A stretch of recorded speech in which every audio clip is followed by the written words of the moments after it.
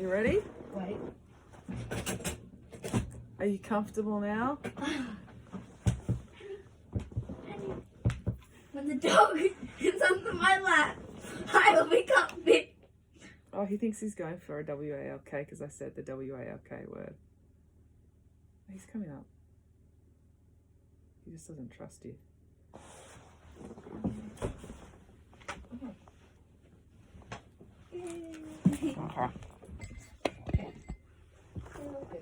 Hansel and Gretel, as told by Nanny Piggins. Nanny Piggins and the children were locked up in jail. Well, strictly speaking, it wasn't actually jail. It was the holding cell at their local police station, and they hadn't actually been arrested. They were being held for their own safety because Nanny Piggins had started a riot at the supermarket when she had discovered that a chocolate manufacturer had changed the recipe of her favourite chocolate bars without writing to her and asking permission first. The supermarket manager had begged her to stop yelling and weeping because she was scaring the other customers. But Nanny Piggins hated being told what to do at the best of times, and she absolutely could not stand it when she was delirious from hunger because she'd gone on hunger strike the moment she'd realised the travesty that had taken place. And hunger striking did not suit Nanny Piggins' temperament. Just 30 seconds into her hunger strike, she had tied her belt around her head, was swinging her handbag in loops about her head. Okay. She was just 30 seconds into a hunger strike, she was swinging her handbag in loops about her head and bellowing war cries as she chased the shopping centre security guards up and down the aisles. Are you enjoying it so far? Mm-hmm. What about you, Henry? His ears was like...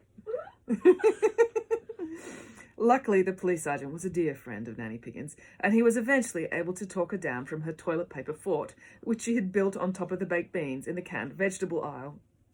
The sergeant knew that the best way to handle Nanny Piggins was not with threats or even tasers, but with extreme politeness and tossing a packet of really chocolatey chocolate biscuits into the fort.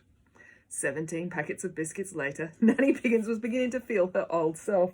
True, she was covered in biscuit crumbs and chocolate stains, but she was almost always covered in crumbs and this chocolate stains.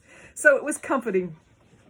Always covered in crumbs and stains.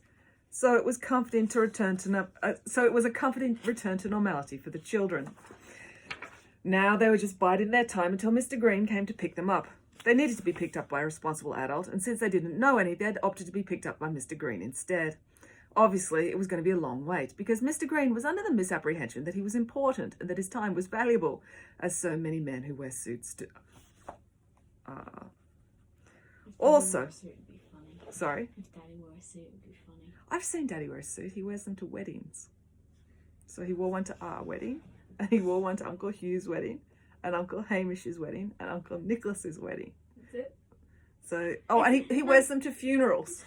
So I've seen him wear suits about 7 times altogether. Did he wear it to Jeff's funeral? Because then I think we would have seen him in a suit. I don't think I saw him in a suit. I can't remember, but I'm sure he would have worn a suit to Jeff's funeral. Well, it wasn't a funeral, it was a wake, so the dress code is probably... He didn't want to have a funeral, did he?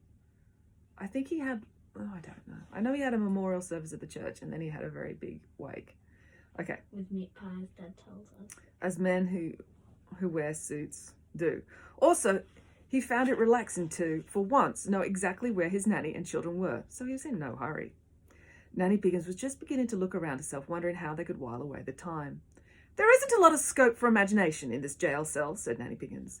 The children were sitting either side of her on the narrow bed. The only other thing in the cell was a toilet. "There's not much you can do with a toilet," continued Nanny Piggins. "Except go to the toilet," observed Michael. "Or we could try and escape through it," said Nanny Piggins, peering into the bowl. Sorry, I just have something to say. This is like a personal opinion here, and I'm writing a story.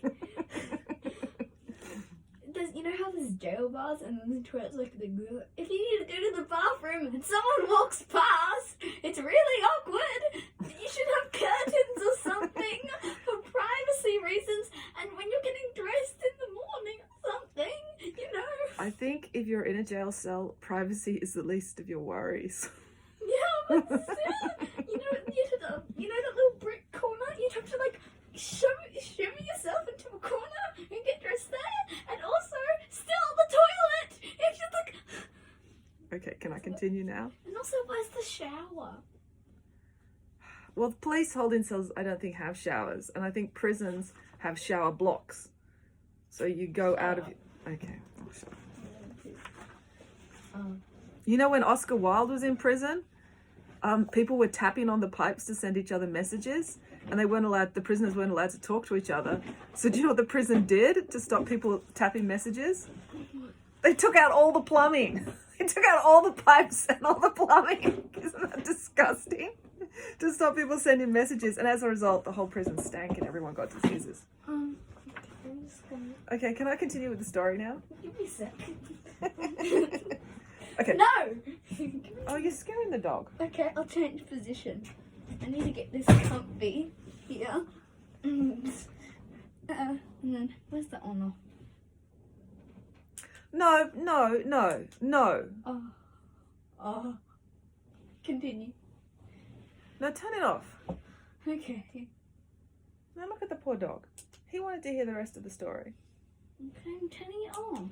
Ah, I did it. Liar. I did. Okay, can I continue with the story? Mm-hmm. Are you listening? Are you enjoying the story? Yeah, I am. Oh god, ow, it hurts. Okay. Can I continue? Okay, I'm gonna have to make. No. Okay. It's off. No. Okay. Please, this is for work. This is important. It's gonna take maybe 7 minutes of your time. Sweeties, please. Seriously, this is important to me. Can you let me continue the story?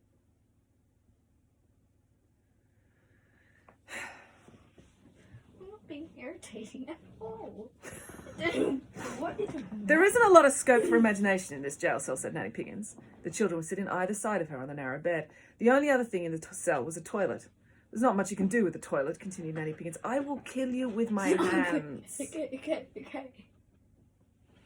Look, really, no. Okay. Go away. Go away. No, I'll listen.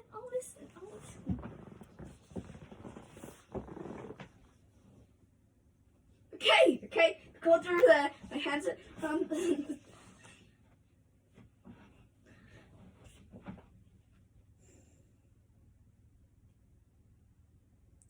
There isn't a lot of scope for imagination in this jail cell, said Nanny Piggins. The children were sitting either side of the narrow bed. The only other thing in the cell was a toilet.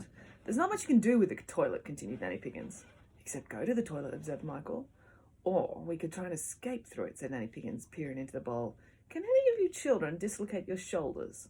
The children all shook their heads, hoping their nanny wasn't going to make them try. I knew a contortionist at this cooking. You know I can see and hear you. You can't. I knew a contortionist at the circus who could squeeze her way through an S-bend, said Nanny Piggins. Really, said Derek. Apart from being S-shaped, the S-bend of a toilet is also very narrow. You would have been very intrigued to see a person squeeze their way through. Oh, yes, said Nanny Piggins. It's the